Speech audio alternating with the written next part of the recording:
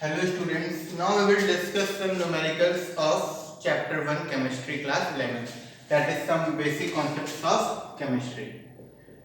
Chapter 1 class 11 के हम numerical करें, ठीक है। तो पहला क्वेश्चन क्या है, कैलकुलेट मोलर मास ऑफ। तो ये तो आई गेस आपको पता है, इसमें क्या करना है, calculate molar mass of H2O।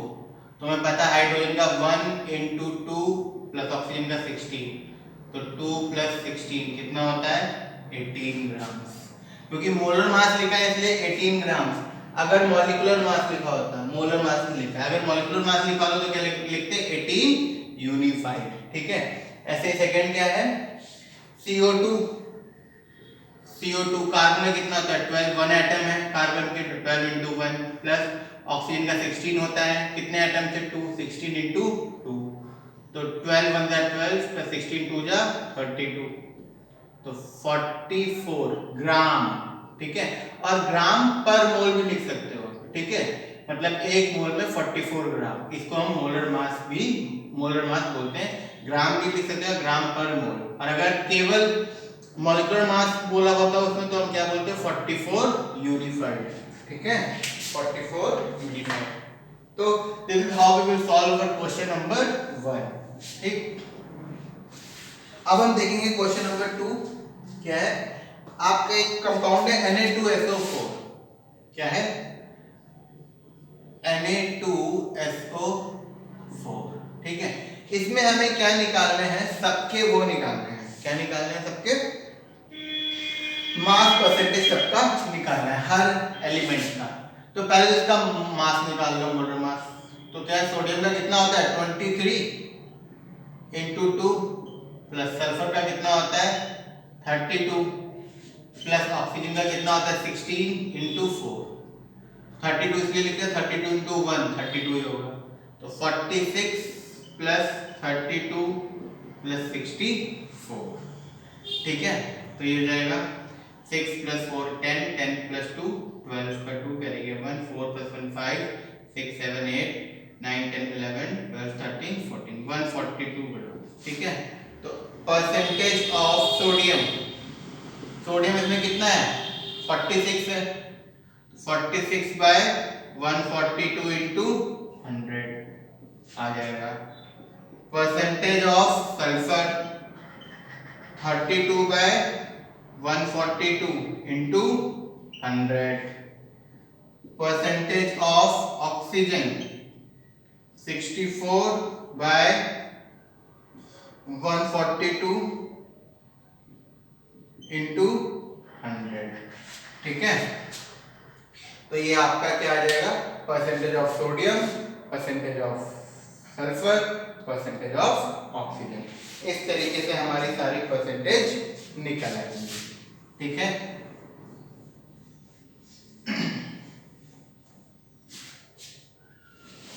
अब हम बात करेंगे किसकी, क्वेश्चन नंबर 3 की। 3 क्या कह रहा है कि एक कंपाउंड है जिसमें आयरन कितना है आपका 69.9% एंड ऑक्सीजन कितना है आपका 30.1%, ठीक है, ओके। तो इसको अप्रोक्सीमेटली मान लो 70% और ये अप्रोक्सीमेटली कितना हो जाएगा आपका 30%। तो सबसे पहले देखो इंपेरिकल फॉर्मूला निकालना है इसका, तो लेट मास ऑफ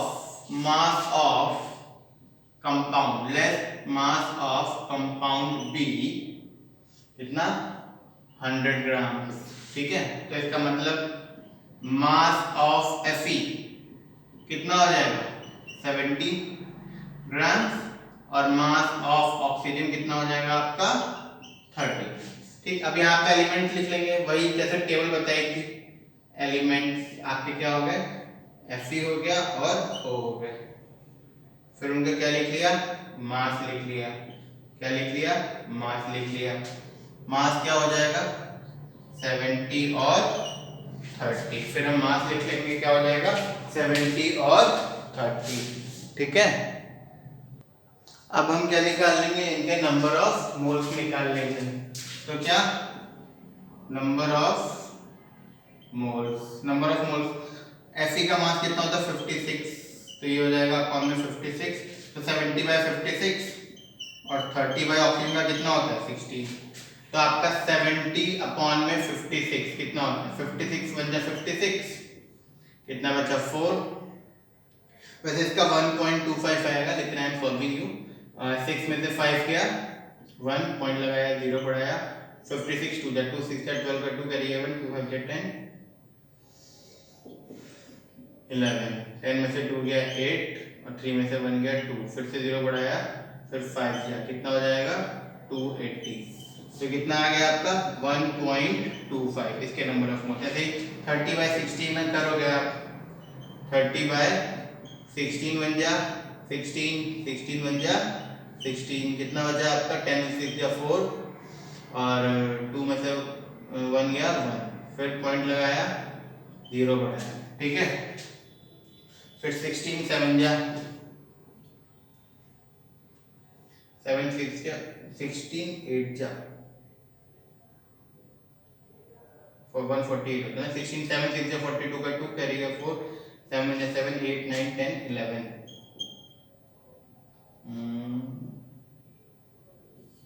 10 में से 2 गया 8 बचा एंड 3 में से 1 गया 2 बचा, नहीं हम लोग 8 का लेंगे 16 8 का, ठीक है, तो 8 6 48 का 8 कैरी गया 4 8 1 8 9 10 11 12, 10 में से 8 गया 2 बचा यहाँ पे 3 में से 2 गया 1 बचा, फिर हमने तो 0 बढ़ाया 16 7 जा 1 1 2 8 बचा 0 बढ़ाया 16 5 जा 80, ठीक है, तो कितना आया 1.875, ठीक है, तो ये हमारे क्या निकला है नंबर ऑफ मोल्स निकला है, क्या निकला है नंबर ऑफ मोल्स निकला है।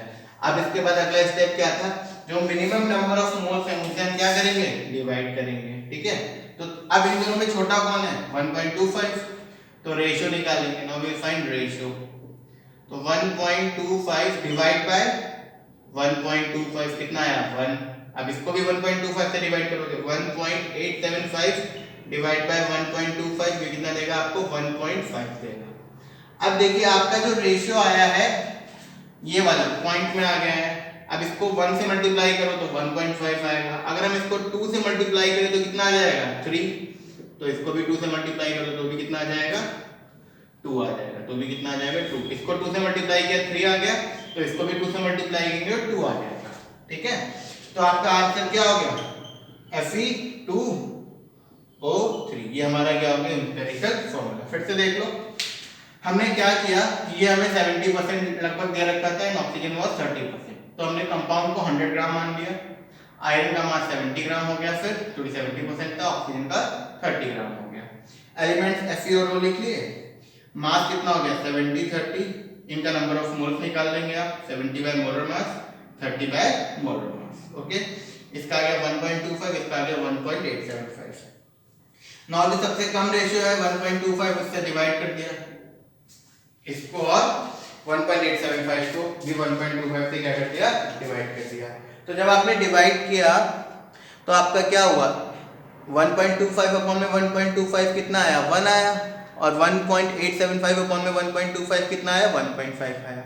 अब जब रेशियो निकाला एक रेशियो डेसिमल में आ रहा है तो उसको होल नंबर में कन्वर्ट करना है, होल नंबर में कन्वर्ट करने के लिए आप मल्टीप्लिकेशन शुरू करो, पहले इसको 1 से मल्टीप्लाई करके देखो 1.5 आएगा नहीं, फिर 2 से मल्टीप्लाई करके देखो 1.5 into 2 3 आएगा, तो ये 2 ले लिया, 2 से इसको अगर मल्टीप्लाई किया तो इसको भी मल्टीप्लाई करेंगे उसी नंबर से, तो 1 2 दा 2 और ये 3, तो Fe2O3 ये हमारा एम्पिरिकल फॉर्मूला हो गया उस कंपाउंड का, okay, so this was our question number 3.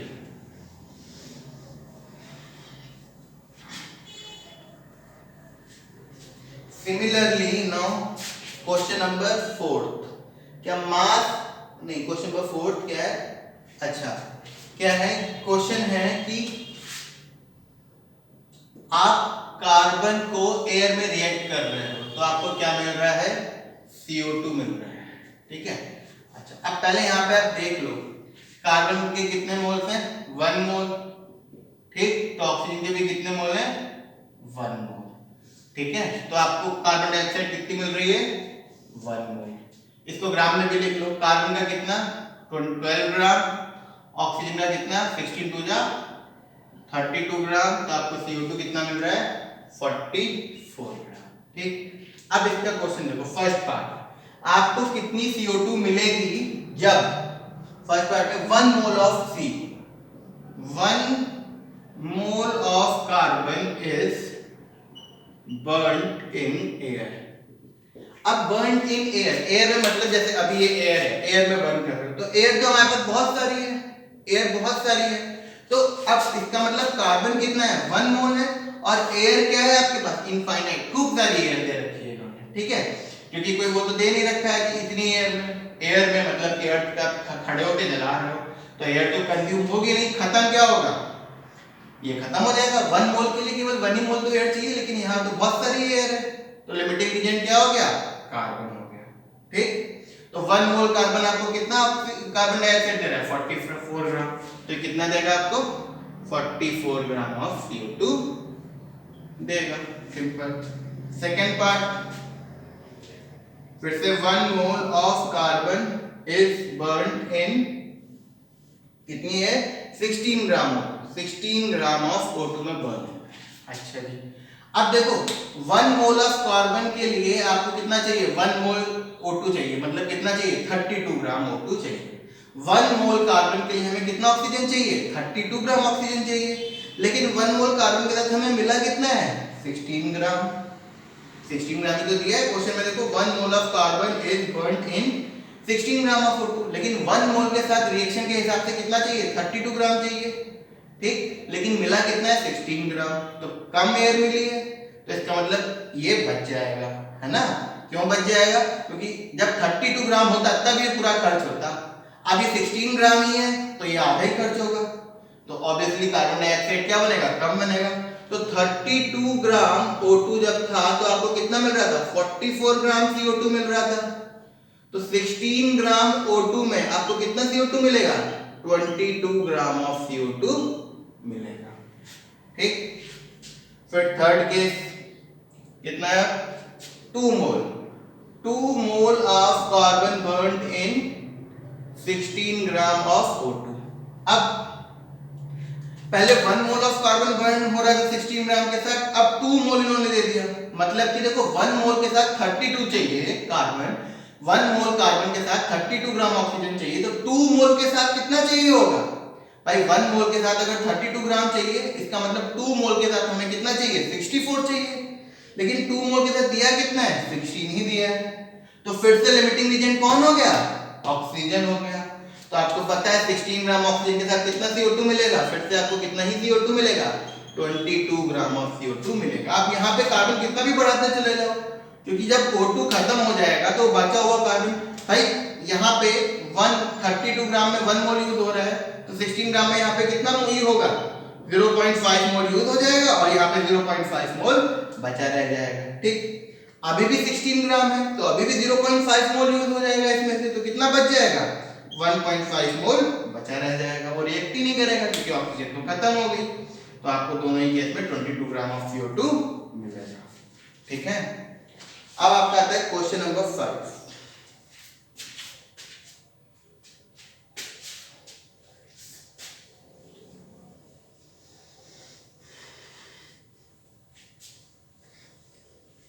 Question number 5 जब आप रीड करेंगे, when you will read question number 5, तो आप क्या लिखेंगे कि mass of sodium acetate that is CH3COONA। ठीक है, तो क्या mass of sodium acetate required to make 500 ml of 0.375 molar aqueous solution. ठीक है, कितना इसका मास लगेगा कि आपको एक सॉल्यूशन बनाने के लिए जिसका वॉल्यूम कितना है, वॉल्यूम कितना है 500 ml, मतलब कि इसको लीटर में तुरंत कन्वर्ट कर लीजिए, 500 बाय 500 डिवाइड बाय 1000, तो कितना हो जाएगा 0.5 लीटर। ओके, और मोलैरिटी, मोलैरिटी कितना है आपकी 0.375, मोलैरिटी कितनी है 0.375। तो कितना इसका मास यूज होगा? तो पहले तो आपको सिंपल फॉर्मूला पता है, मोलैरिटी क्या होता है? Number of moles of solute upon में volume of solution in litre. तो 0.375 is equal to n upon में v कितना है? 0.5। तो n इज इक्वल टू कितना आ गया? 0.375 इंटू 0.5। यहां से आपके क्या निकला है? नंबर ऑफ मोल्स निकला इसके। अब आपको पता है फॉर्मूला, नंबर ऑफ मोल्स क्या होते हैं? Given mass upon molar mass, given mass upon molar mass. तो आपको गिवन मास कितना हो जाएगा आपका? इसका मतलब given mass is equal to n number of moles multiplied by molar mass. ठीक है, तो नंबर ऑफ मोल्स तो आपके निकल है और मोलर मास आप निकाल ही लोगे इसका। सोडियम का 23 होता है, ऑक्सीजन का 16 होता है, कार्बन का 12 होता है, हाइड्रोजन का 1 होता है। इनसे आप मोलर मास निकाल लेंगे और आपका आंसर आ जाएगा। फिर से देख लो, आपसे क्वेश्चन में पूछा गया कितने ग्राम ऑफ सोडियम एसीटेट लगेगा एक सॉल्यूशन में जिसका वॉल्यूम इतना है और मोलैरिटी इतनी है। तो molarity is equal to n upon में v होता है, तो यहां से हमने नंबर ऑफ मोल्स निकाल लिए। ठीक, अब नंबर ऑफ मोल्स क्या होता है? गिवन मास अपॉन में molar mass. That means given mass is equal to number of moles into molar mass. ये आप पुट कर देंगे और आपका आंसर आ जाएगा। Okay, now we will move on to question number 6।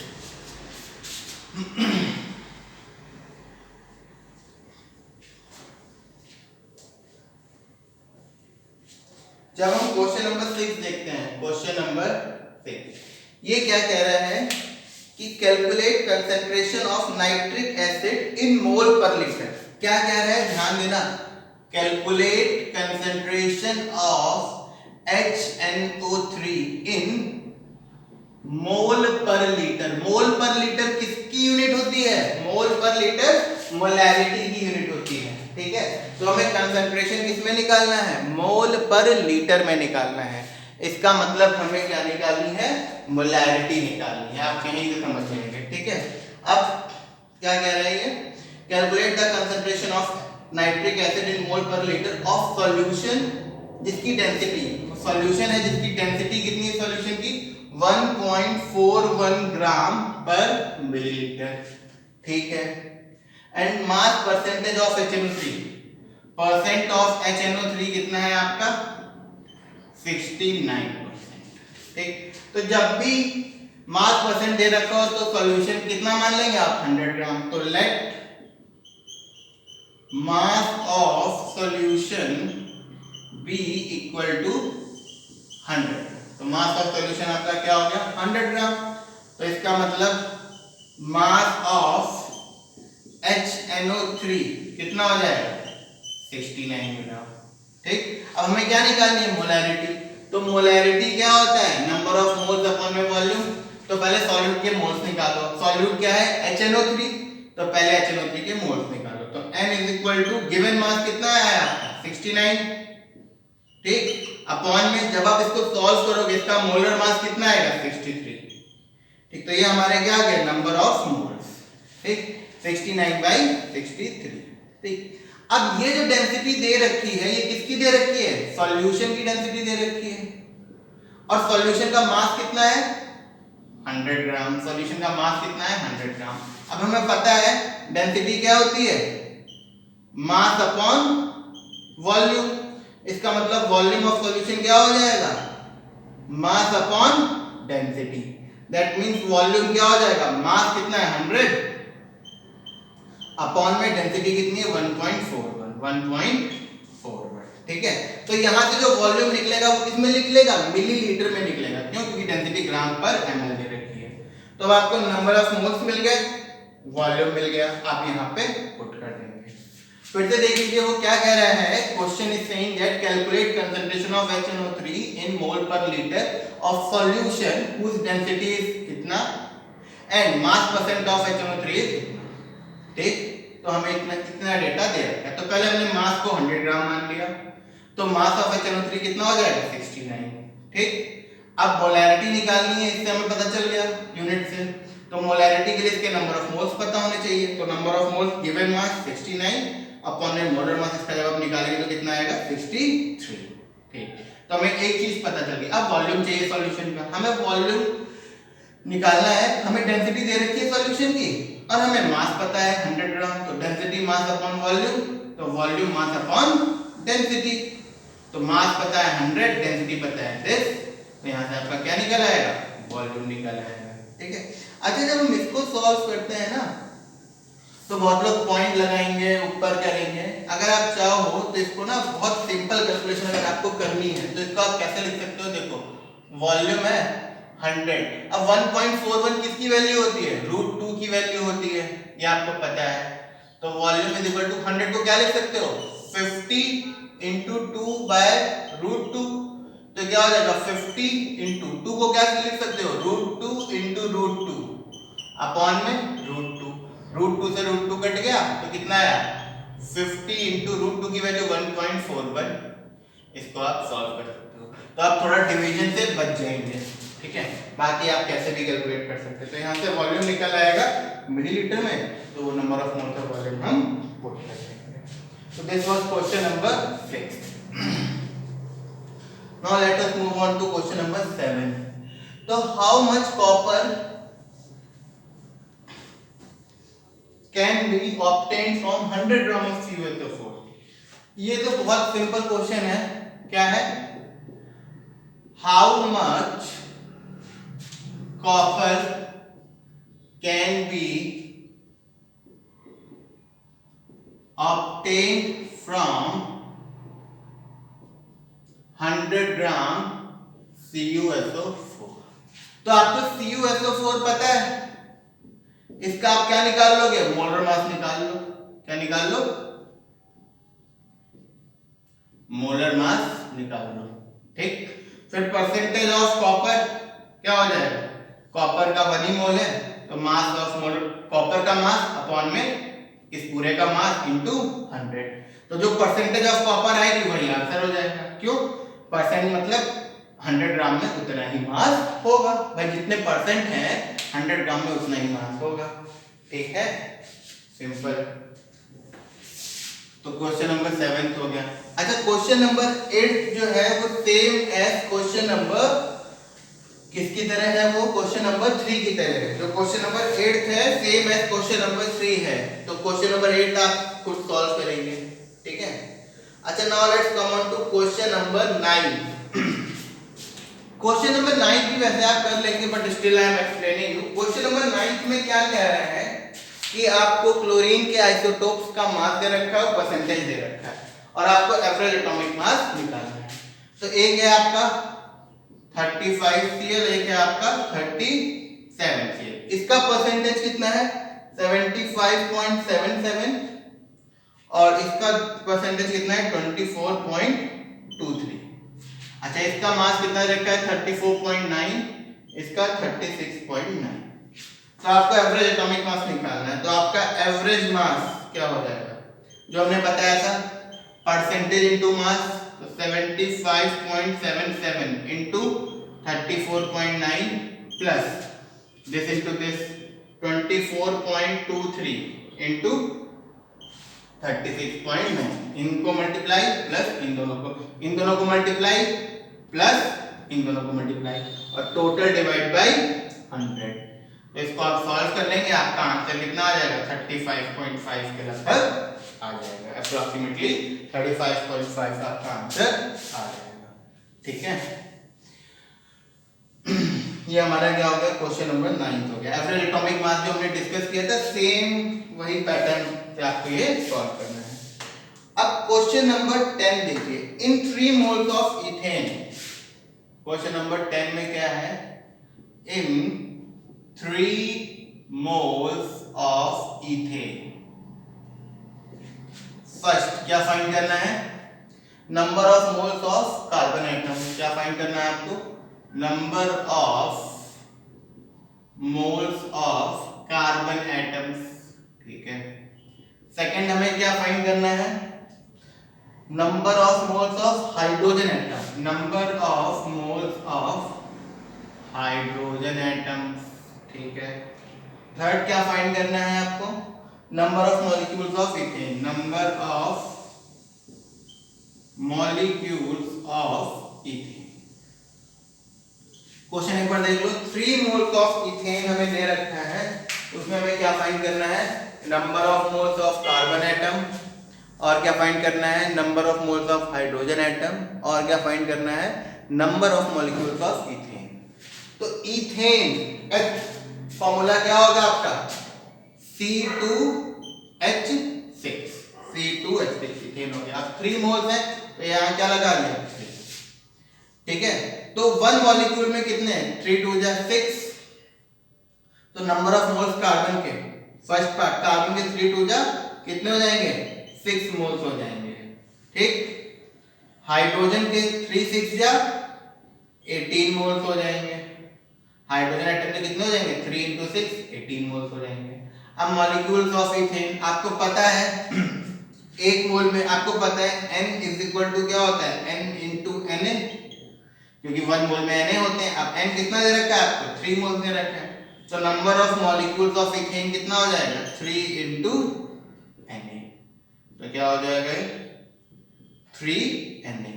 Na की वैल्यू हमें पता है कितनी होती है, Na की वैल्यू 6 कितनी होती है, 6.022 into 10 to the power 23, ये यहाँ पे पुट कर देंगे, तो ये आपका थर्ड पार्ट हो गया, number of molecules of ethane, ठीक है।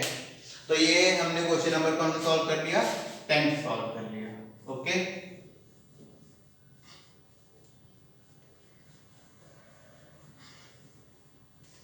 Now we will move on to question number 11।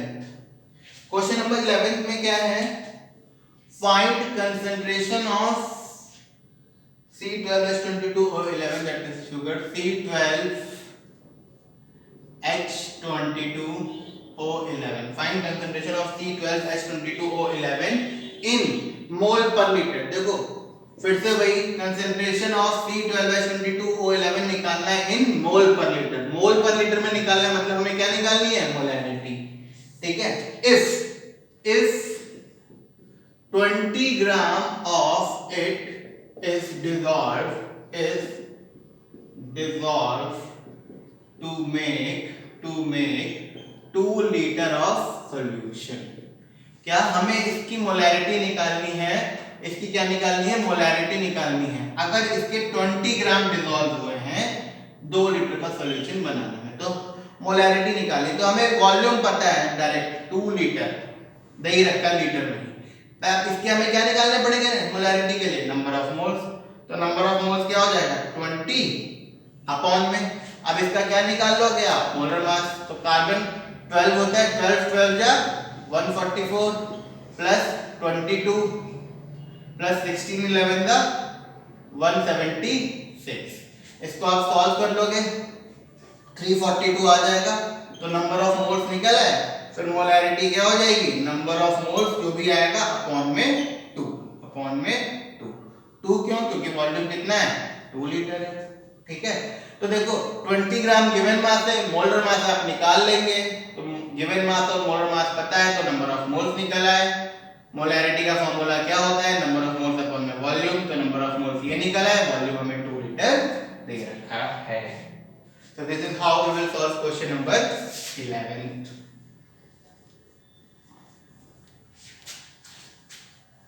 Now question number, अब क्वेश्चन नंबर 12 से 21 तक जो है वो आपके सिग्निफिकेंट फिगर्स पे हैं, राउंड ऑफ पे हैं, आपके वो साइंटिफिक नोटेशंस पे हैं और कन्वर्जन ऑफ यूनिट्स पे हैं, वो सारे आप कर लेंगे। नाउ क्वेश्चन नंबर 22 अगर आप देखते हैं तो उसमें भी कुछ है नहीं, स्पीड देखो आपकी वेलोसिटी दे रखी है ऑफ लाइट।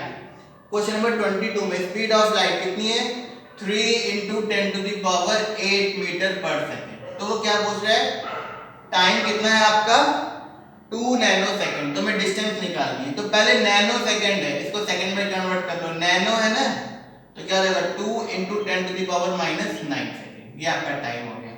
अब डिस्टेंस इज इक्वल टू क्या होता है, स्पीड इनटू टाइम, ठीक है। तो स्पीड कितनी है 3 into 10 to the power 8 into 2 multiplied by 10 to the power -9, इसको सॉल्व कर लोगे उतना मीटर आपकी डिस्टेंस ट्रैवल बाय लाइट हो जाएगी। बस इसमें इन्होंने ये दे रखा था टाइम नैनो सेकंड में दे दिया था, उसको हमें किसमें कन्वर्ट करना पड़ गया सेकंड्स में। 1 nano second is equal to 10 to the power -9 second. देखो जैसे माइक्रो है, माइक्रो अगर आ जाए किसी के पहले तो 10 टू द पावर -6 लगा दोगे। स्मॉल पी पीको अगर आ जाए तो 10 टू द पावर -12 लगा दोगे, ठीक है। नैनो आ जाए तो आप 10 टू द पावर -9 लगा देंगे। तो इसी तरीके से मिली आ जाए तो 10 टू द पावर -3 लगा देंगे, ठीक है। तो इस तरीके से हमारी छोटी यूनिट्स को हम बड़ी यूनिट्स में कन्वर्ट करते हैं। अच्छा फिर आपका है क्वेश्चन नंबर 23। क्वेश्चन नंबर 23 देखो आप लिमिटिंग रीजन का क्वेश्चन है 23। आपको एक रिएक्शन दे रखी है A + B2 gives you AB2, ठीक।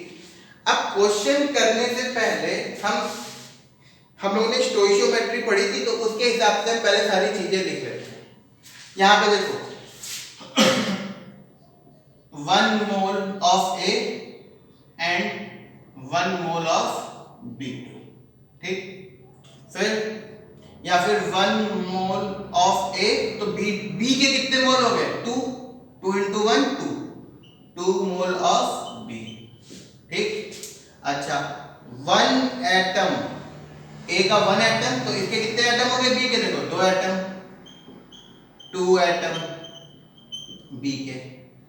इसका 1 एटम मॉलिक्यूल तो B2 एक ही हो गया ना, तो 1 मॉलिक्यूल, इसके साथ इतना इतना इतना इतना चाहिए। अब आप क्वेश्चन देखिए, फर्स्ट पार्ट क्या कह रहा है क्वेश्चन का, हमें लिमिटिंग रीजन निकालना है इसमें, ठीक है। 300 एटम्स ऑफ ए के कितने एटम है 300 एटम ऑफ ए के 300 एटम ऑफ ए और बी के 200 मॉलिक्यूल्स और 200 मॉलिक्यूल्स ऑफ बी। अब देखो यहां पे जब A का 1 एटम है तो B के आपके मॉलिक्यूल्स कितने चाहिए 1 एटम ऑफ A के लिए B का 1 मॉलिक्यूल चाहिए, तो 300 एटम ऑफ A के लिए B के कितने आपको मॉलिक्यूल चाहिए 300, क्योंकि 1 के लिए 1 चाहिए तो 300 के लिए 300 चाहिए, लेकिन है कितने 200। तो इन दोनों के केस में यहाँ पे B क्या हो गया आपका लिमिटिंग रिएजेंट हो गया। फिर से देख लो 1 एटम के लिए हमें 1 मॉलिक्यूल चाहिए B का, ठीक। तो 300 एटम के लिए कितने चाहिए 300 मॉलिक्यूल चाहिए, लेकिन है कितने 200, तो B हमारा लिमिटिंग रिएजेंट हो गया फर्स्ट केस में। Second case 2 mole of A, 2 mole of A और 3 mole of B, 3 mole of B, ठीक है। तो अब आपका जो ये है B, ठीक है, 1 मोल के लिए B कितने चाहिए 2, तो 2 मोल के लिए कितने चाहिए 4, यहां पे कितने 3, तो ये आपका क्या हो गया लिमिटिंग रीजेंट हो गया, ठीक है। तो इसी तरीके से आप ये सारे पार्ट्स अपने आप करेंगे और अगर कोई डाउट होता है then you will discuss. Third fourth fifth कितने पार्ट है इसमें 5 पार्ट आएंगे, ठीक है। तो सेम पैटर्न आप फॉलो करेंगे, ये आपने लिख लिया, इसके बेसिस पे आप सारे पार्ट कर लेंगे इसको देख देख के, ठीक है। Now let us move on to next question, that is question number 24।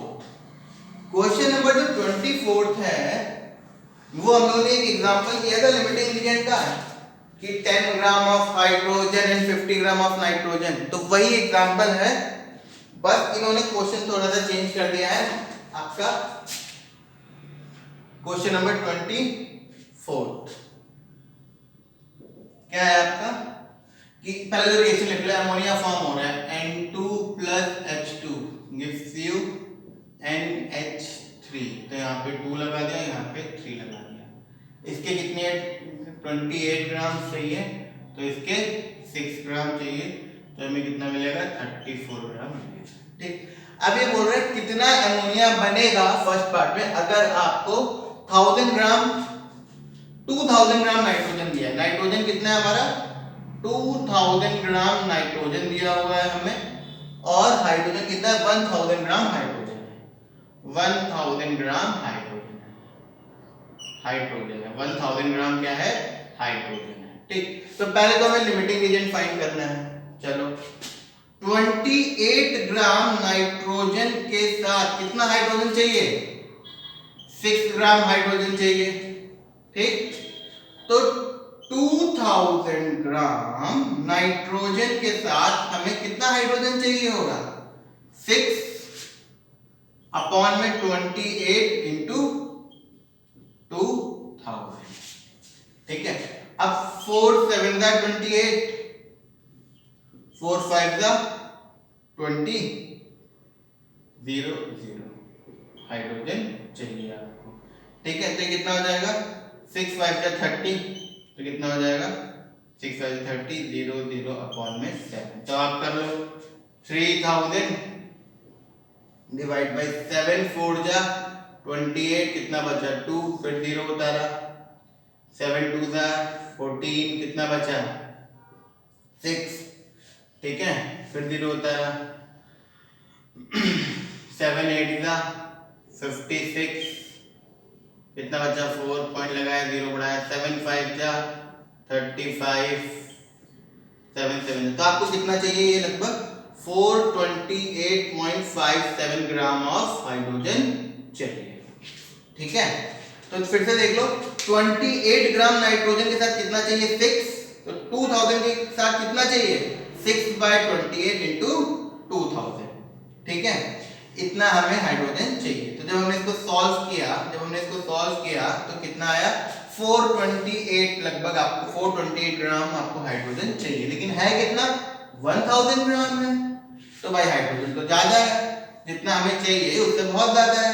तो इसका मतलब लिमिटिंग रीएजेंट कौन हो गया नाइट्रोजन हो गया। कौन हो गया नाइट्रोजन हमारा लिमिटिंग रीएजेंट हो गया। इसका मतलब लिमिटिंग रीएजेंट इज नाइट्रोजन। अब हम देखेंगे अमोनिया कितना बना। अब नाइट्रोजन को लेके चलो, क्योंकि हमेशा हम किसको लेके चलते हैं लिमिटिंग रीएजेंट को। तो 28 ग्राम नाइट्रोजन कितना अमोनिया दे रहा है 34 ग्राम अमोनिया दे रहा है।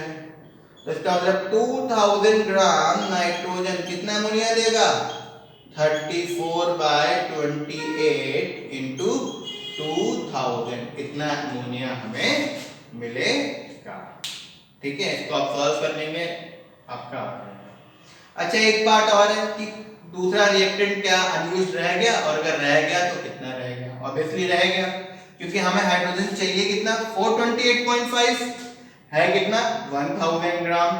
तो अनयूज्ड कितना रह गया 1000 में से इतना माइनस कर दोगे, जितना है 1000 है और इतना यूज हो गया, तो अनयूज्ड कितना रह गया 1000 माइनस 428.57। ठीक है, ये हमारा क्वेश्चन नंबर कौन सा हो गया 24 हो गया। ठीक है, ये सेम वही एग्जांपल है, बस यहाँ पे इन्होंने मासेस जो है नाइट्रोजन और हाइड्रोजन के वो अलग अलग ले लिए थे। बाकी पूरा क्वेश्चन सेम जैसा एग्जांपल हम लोगों ने किया था। अच्छा क्वेश्चन नंबर 25 है आई गेस 25 क्या है कि वो कह रहे हैं 0.5 मोल Na2CO3 लिखा हुआ है और 0.5 m कैपिटल M Na2CO3 तो लिखा हुआ है। तो ये दोनों अलग अलग कैसे हैं, तो इसका मतलब क्या है 0.5 मोल का मतलब 0.5 मोल ऑफ Na2CO3, बट इसका मतलब क्या है कि 0.5 mole of Na2CO3 in 1 litre of solution. तो ये क्या बता रहा है, ये कंसंट्रेशन बता रहा है। ठीक है, क्या बता रहा है ये, this is telling us concentration 0.5 capital M का मतलब है कि 0.5 moles of Na2CO3 1 litre solution में प्रेजेंट है। तो सॉल्यूशन अगर 2 लीटर है तो इसके 1 मोल हो जाएंगे, सॉल्यूशन अगर 4 लीटर है तो उस हिसाब से ये चेंज होता चला जाएगा। बट केवल 0.5 मोल ऑफ Na2CO3 लिखा, इसका मतलब हमारे पास इतना ही Na2CO3 है। ये क्या बता रहा है amount of Na2CO3 that we are having, ये कोई कंसंट्रेशन नहीं बता रहा है। ओके तो ये हमने 25 क्वेश्चन लगभग कर लिए हैं अभी 25 तक। उसके अलावा क्वेश्चन हम लोग नेक्स्ट वीडियो में डिस्कस करेंगे। यहाँ तक पहले आप लोग करो, देखो क्या डाउट्स आते हैं और क्या नहीं आते।